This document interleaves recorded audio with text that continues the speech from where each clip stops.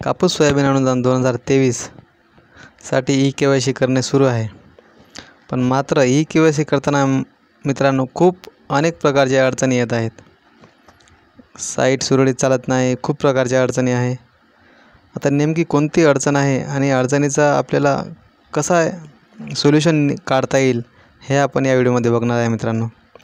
व्हिडिओमध्ये शेवटपर्यंत राहा आणि अडचण कोणती येत आहे, अडचणीचं सोल्युशन काय आहे हे आपण या व्हिडिओमध्ये बघणार आहोत. चला मित्रांनो, आपण के.वाय.सी करून पाहणार आहोत लाईव्ह. सर्वात प्रथम आपण डिस्बर्समेंट स्टेटसमध्ये जाणार आहोत. आता यामध्ये आपण कस्टमरचा आधार कार्ड नंबर टाकणार आहे.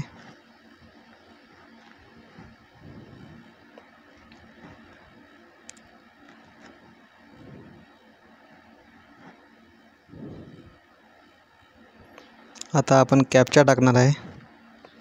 ही संपूर्ण प्रोसेस मित्रांनो आपण मोबाईलवरून करत आहे आणि तुम्ही पण घर बसल्या आहे संपूर्ण प्रोसेस ई-के.वाय.सी करू शकता.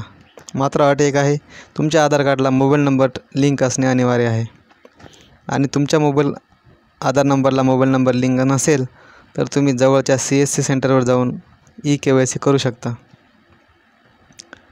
तर चला मित्रांनो, आपण बघणार आहोत आता नेमकं कोणतं प्रॉब्लेम येणार आहे आपल्यासोबत. आता ई-के.वाय.सी करताना मी OTP थ्रू करत आहे.